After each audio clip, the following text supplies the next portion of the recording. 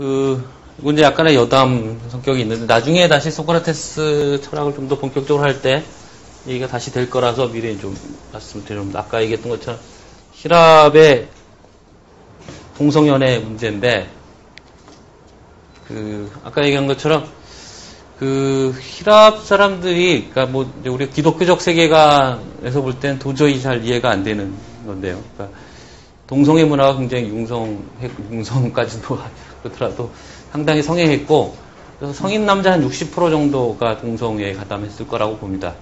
그러니까 그건 뭐 그들이 성향이 다 동성 성향이었기 때문이라기보다는 일종의 이제 문화적 풍습으로 형성이 돼 있었던 겁니다. 그래서 한쪽 상대자를 이제 파이디카라고 부르는데, 내지는 또 에로메노스라고도 부릅니다. 에로스라는 동사에서 나온 말이거든요. 그러니까 사랑받는 사람이라는 뜻이죠. 파이디카는 아이들이란 말인데, 이게 이제 소년이라는 뜻이 돼서. 그래서 이게 한쪽 파트너고, 이게 13세에서 18세 정도로 잡습니다. 근데 반대쪽 파트너가 에라스테스라고 부릅니다. 사랑하는 쪽.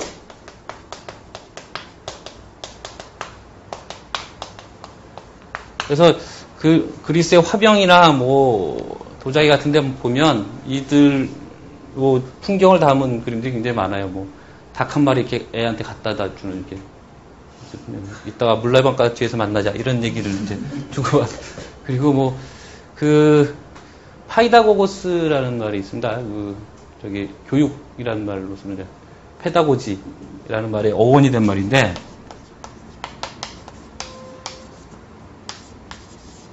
이것도 참 우리말로 번역하기 어려운, 이게 노예거든요. 그러니까 파이스, 아이라는 말하고 아고고스, 데리고 간다는 말하고 데리고 가는 사람이라는, 애들을 데리고 가는 사람이라는 뜻입니다. 이게 노예들이 주로 일을 맡았거든요. 그러니까 학교 보낼 때 가방 들고 가는 이제 노예입니다.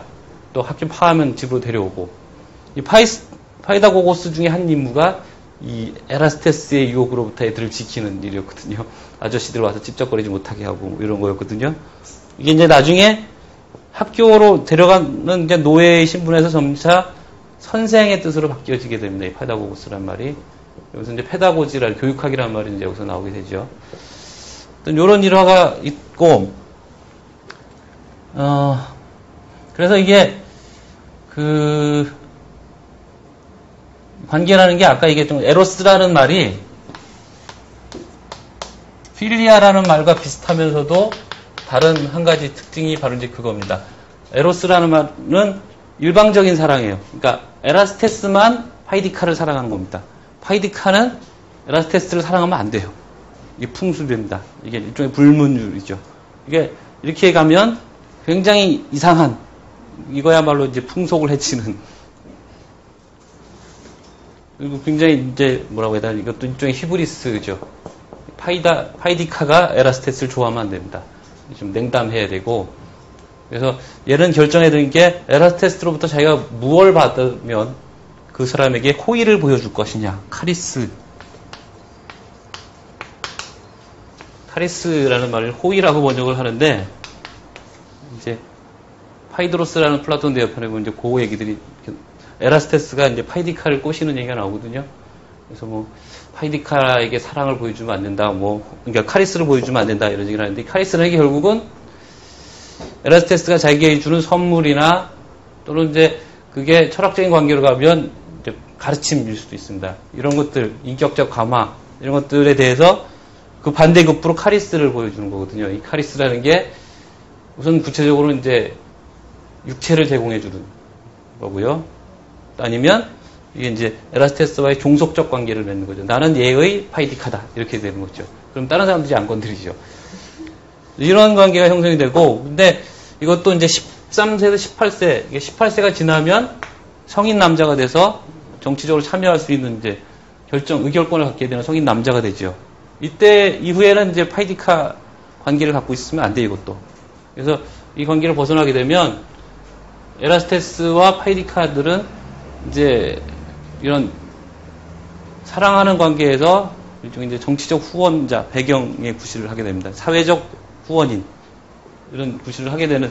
그러니까 이제 아테네라는 누가 그런 얘기를 하는데 아테네라는 남성 전문 클럽이라고 얘기를 하는데 아테네 사회라는 건 남성 전문 클럽 같은 곳이다. 남자들만 활개치고 다니고 여자들은 딱 우리 조선시대처럼 살았습니다.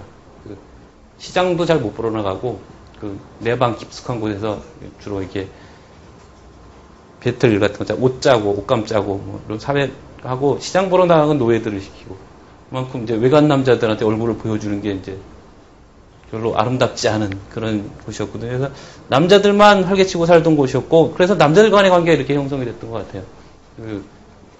이제 전쟁이 많고 이런 과정에서 이제 남자들끼리 모여서 할 때가 많으니까 그래서 요 나이가 지나면서 정치적 후견인의 관계로 이제 발전하게 되는데 소크라테스와 관련되는 그 꼬미나들도 다 이런 식의 관계가 이제 형성되어 있습니다. 물론 이제 소크라테스는 알키메데스의 입을 통해서 플라톤이 하는 얘기는 소크라테스는 육체적 관계를 갖고 있지 않다라고 얘기합니다. 그러니까 이것도 재밌는 부분이 플라톤의 대화편 중에 이제 메논이라는 대화편이 있어요.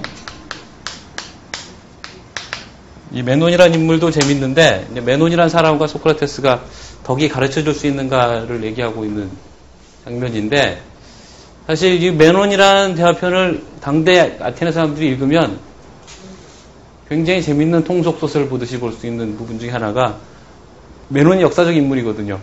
그러니까 이건 메논의 역사적 사건이 있고 난 다음에 소크라테스가 메논을 끌어들여서 이제 재구성하고 있는 거지만 이 메논이라는 인물이 아까 얘기했던 크세노폰의 아나바시스 내륙으로의 행군에 등장하는 인물이거든요.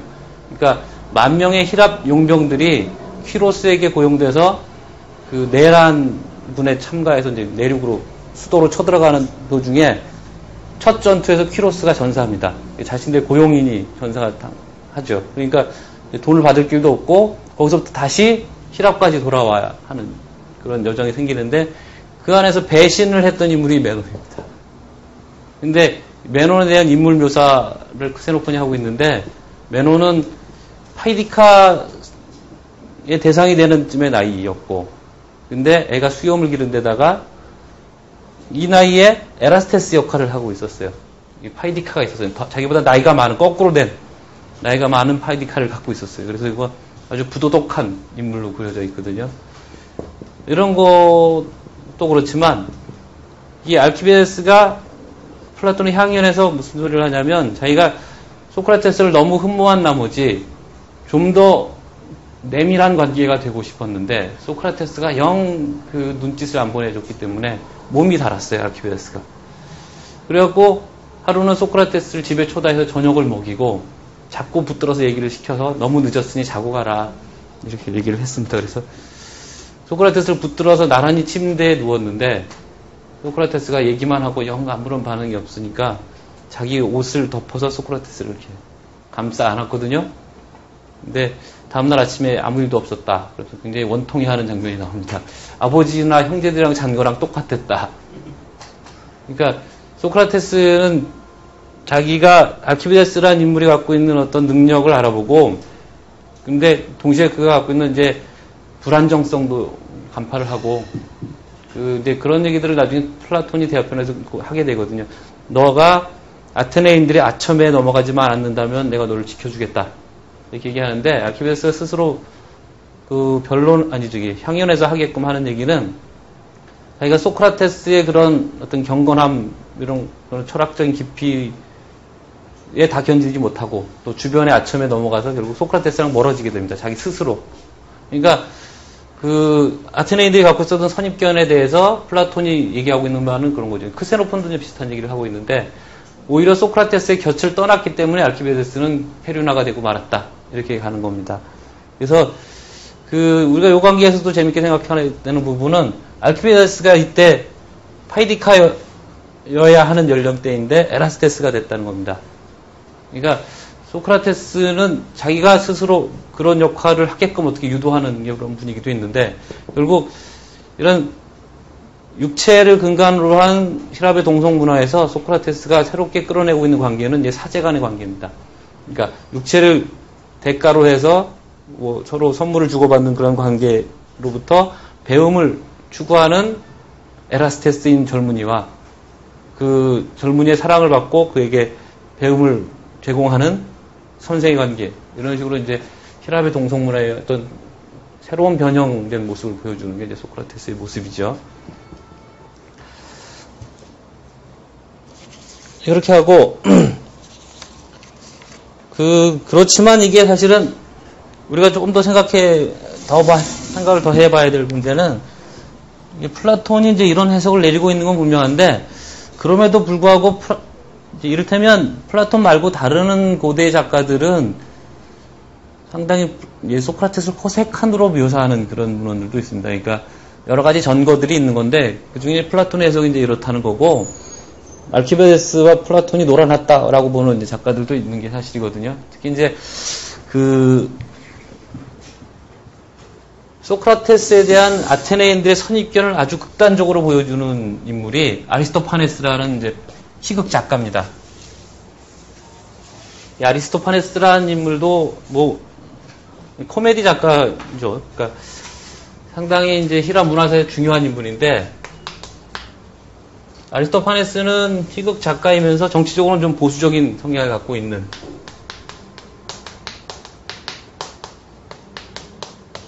아리스토파네스의 작품 중에 구름이라는 작품이 있어요. 이 구름이라는 작품은 소크라테스를 주인공으로 하고 있습니다. 근데 이 소크라테스가 살아있었던 시절이죠. 한참 알키비아데스랑 잘 붙어 다니던 시절이었거든요. 그러니까 이 구름이라는 작품을 보면, 그러니까 아테네의 희비극이라는 게 실제 당시의 인물들을 풍자하기도 하고 등장의 인물을 등장시키기도 하고 그렇습니다. 페리클레스 같은 인물들도 풍자하고, 그러니까 아테네의 그 언론의 표현의 자유가 상당히 방만했다라고 얘기할 때 우리가 이 희극 작가들의 작품들을 이제 분석하게 되는데, 당대 권력층에 있는 인물들을 직접 실명으로 올려서 조롱의 대상으로 삼거든요. 여기서 소크라테스도 그 중에 한 사람이 돼갖고 구름이란 작품에서 소크라테스가 이제 조롱을 받는 인물로 나옵니다. 여기에 이제 알키비아데스로 추정할 수 있는 인물도 하나 나오고 있어요. 그래서 이 구름이라는 작품은 어떤 식으로 구성되어 있냐면, 그 말을 좋아하는 아들을 둔 아버지가 가산이 몰락해서, 전에 얘기했지만 히랍에서 특히 아테네에서 말을 기른다는 건 이거 굉장한 부자가 아니면 불가능한 일입니다. 말이 워낙 많이 먹기 때문에 곡물이 생산이 넉넉치 않은 곳이라서, 그래서 말을 좋아하면 잘못하면 패가망신하는, 그런데 아들이 말을 좋아하면 이 집안이 빚 더미에 올랐습니다. 그래서 아버지가 궁리를 하는 거죠. 어떻게 하면 이 빚을 청산할 수 있을까? 근데 어디서 아이디어를 얻냐면, 그 소크라테스한테 가면 말 잘하는 법을 배워갖고 그걸로 재판에서 이길 수가 있다. 그래서 소크라테스한테 가서 배워야겠다. 아들이랑 둘이 동반해서 이제 소크라테스의 그 프로니몬이라고 하는데, 오늘날 그게 은행이라는 뜻으로 바뀌었던데, 히라버로. 그러니까 아이디어 뱅크라는 뜻의 장소가 있습니다. 그 상상 속의 장소. 소크라테스를 찾아갔더니 소크라테스가 광주리에 매달려가고 이 천장에 이렇게 광주리 안에서 살고 있어요. 땅에 발을 딛고 사면 이 영감이 안 떠오르기 때문에 이 공중에 떠서 살아야 된다는 얘기니까. 그것도 이제 말장난이거든요. 그러니까 고매한 생각이라는 말이 히라버로는 이게 공중에 떠 있다라는 것과 관련되어 있습니다. 나중에 이게 천문학이라는 말과도 연결이 되어 있고요. 그래서 그 안에서 소크라테스가 이제 교소를 하고 말 잘하는 법을 가르쳐 주고 이렇게 하거든요. 근데 거기서 묘사되고 있는 소크라테스의 모습이 다소 과장이 되어 있긴 하지만 우리가 알고 있는 소크라테스와 좀 다른, 그러니까 아테네인들이 당시 갖고 있던 선입견. 그러니까 우선 소크라테스가 자연 철학자로 등장을 합니다. 우리는 철학사적으로 소크라테스가 자연 철학에서 벗어나서 인문 철학, 그러니까 도덕과 윤리에 대한, 그리고 인간의 삶에 대한 반성을 한 철학자를 알고 있는데, 여기서는 여전히 소크라테스를 자연 철학자로 묘사를 하고 있고, 자연 철학자 하면 아테네 사람들에게는 가장 유명한 사람이 아낙사고라스라는 사람이거든요. 왜 이 사람이 유명하냐면, 아낙사고라스가 아까 얘기했던 페리클레스라는 정치가와 정치적 파트너였습니다. 그래서 페리클레스의 정적들이 페리클레스를 정치적으로 공경에 빠뜨리기 위해서 아낙사고라스를 무신론자로 몰아서 재판에 처하게 합니다.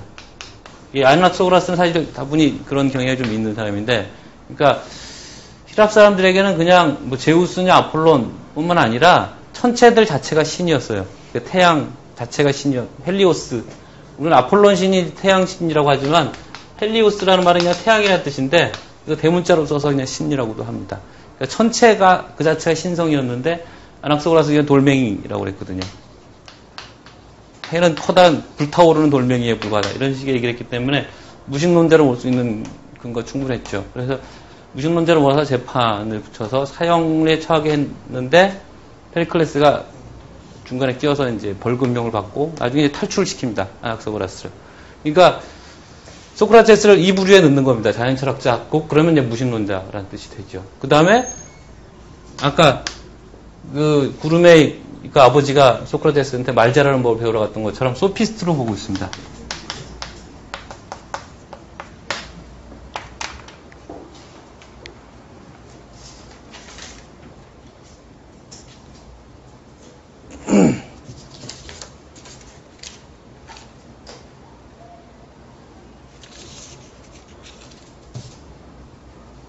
그래서 이런 아낙소고라스 아리스토파네스 이 희곡이 이제 비록 뭐 3등상 정도밖에 못했다고 하지만 경연대회 나가서 이런 것들이 사람들 앞에서 공연이 되고 사람들이 거기에 공감할 수 있을 정도의 분위기라는 것은 소크라테스에 대한 이해가 오늘날 우리가 알고 있는 것만큼 되지 않았다는 것. 소크라테스의 그냥 단편적인 상곡들이 여러 사람들에게 이제 나눠져 있었다는 걸 우리가 알 수 있고요. 그 다음에 그 소크라테스의 대화편에 등장하는 이제 여러 꽃미남들이 있는데 그 사람들 얘기만 좀 간단히 소개를 하고 강의를 마치죠.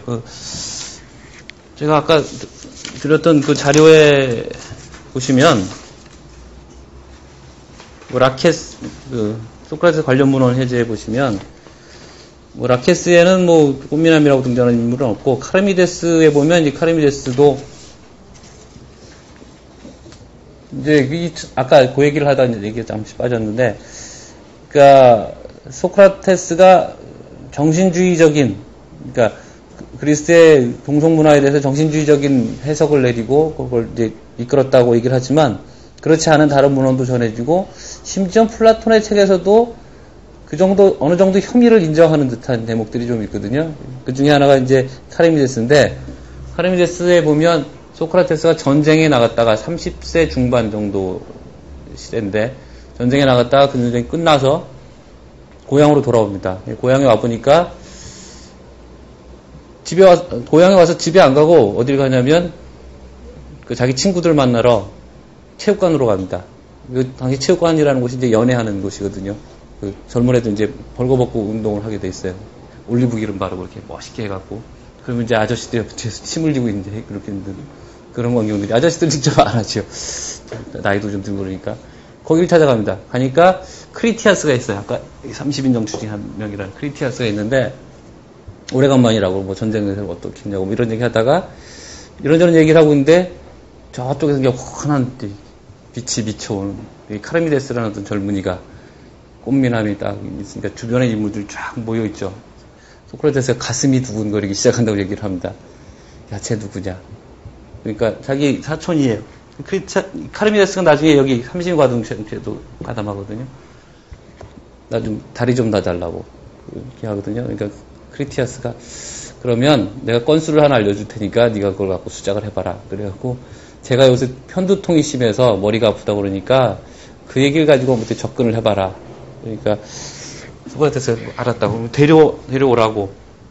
그러니까 이제 그 아테네에서 이제 체육관이라는 게 뭐 거기 뭐 레슬링 같은 것도 하고 복싱도 하고 같이 이제 목욕 시설도 같이 있고 뭐 회랑 같은 것도 있어서 뭐 산책도 하고 뭐 이렇게 돼 있습니다. 근데 그 체육관 주변에 둘러서서 이제 구경하는 사람들을 위해서 이렇게 장의자를 이렇게 놔놨거든요. 아주 세밀하게 묘사가 돼 있어요. 플라톤이라는 인물도 아주 재밌죠, 그러니까. 그러니까 소크라테스 이렇게 앉아 있는데 그 중간에 카르미데스가 여기죠. 크리티아스가 앉는다 그렇고 다시 카르미데스 이렇게 앉고 이렇게 앉으니까 사람들이 우르르 이렇게 모여듭니다. 여기 있던 사람도 막 움직이고 그러니까 여기 이렇게 이쪽 끝에 앉았던 사람 이쪽 사람이 일어나서 가니까 이쪽 사람 막 넘어지고 막 그래요. 이게 의자가 들려갖고. 근데 이렇게 앉았는데 카르미데스가 여기 중간에 사람이 껴서 소크라테스가 직접 안 보이니까 이렇게 고개를 숙여서 소크라테스 이렇게 보거든요. 근데 그리스 옷이 이렇게 휘둘러진 옷이잖아요. 이렇게 하니까 이렇게 사이가 이렇게 벌어진 거예요. 소크라테스가 속살을 벗고서 너무 가슴이 떨려서 정말 그렇게 플라톤이 묘사를 하고 있어요. 가슴이 너무나 두건방을 쳐갖고 자기가 말을 꺼낼 수가 없었으나 간신히 억제를 하고 이제 말을 붙입니다. 너 머리가 아프다면서 뭐 이렇게 그 머리가 아프다는 건 말이야. 뭐 옛날에 어떤 의사가 한 얘기에 따르면 우리의 육신은 우리의 혼과 무관하지가 않다. 그래서 머리가 아픈 거면 마음을 좀 다스려줘야 머리가 안 아프게 된다. 그냥 그때그때 처방만 갖고 고쳐지지 않는다. 그래서 혼의 문제를 좀 살펴보자. 이러면서 이제 쭉 해서 결국 절제 얘기를 하게 됩니다. 그러니까 마음의 평온한 상태, 아까 이제 소프로시네라는 말씀을 드렸는데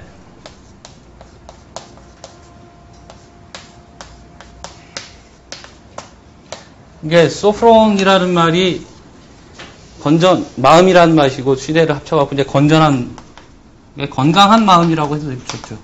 그러니까 이걸로부터 가는 겁니다.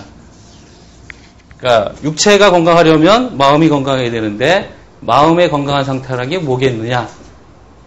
그래서 이제 카리미데스로부터 다 대답을 이끌어내죠. 뭐 카리미데스가 이렇게 점잔 빼는 거다. 뭐 이런 얘기도 하고 이제 당시의 통속적인 견해들을 쭉 얘기를 하는데 소크라테스가 점점 끌고 가서 이건 절제다. 셀프 컨트롤이다. 근데 절제를 하려면 어떻게 되느냐? 너 자신을 알아야 된다. 그때 너 자신을 알라가 나옵니다. 델피 신전에 가면 너 자신을 알아라는 말이 써 있는데 그 말의 의미가 바로 이런 것과 관련되어 있다. 너에 대한 알, 결국 이제 너의 혼에 대한 암, 너의 정신적인 상태에 대한 암, 그런 관심, 배려 이런 것이 결국 너의 절제를 이끌어내고 그 절제를 통해서 너의 두통도 고칠 수 있다. 이런 얘기를 이제 하는 겁니다. 물론 결국 결말은 굉장히 철학적인 얘기로 끝나고 있지만 그 도입부에서는 상당히 그 미남자에게 혹하는 소크라테스 모습을 아주 가감없이 잘 그리고 있어요. 그리고 소크라테스도 플라톤이 몇 군데서 하게 하는 얘기 중에 하나가 내가 내 평소에 얘기하고 다니듯이 내가 아는 바는 없는 무지한 사람이지만 연애는 내가 좀 안다. 이런 얘기를 좀 하고 다녀요. 그래서 그 리시스라는 대화편에도 이제 그것도 꽃미남이 하나 나오거든요. 거기는 이제 리시스라는 애를 짝사랑하고 있던 어떤 애가 소크라테스를 초대를 합니다.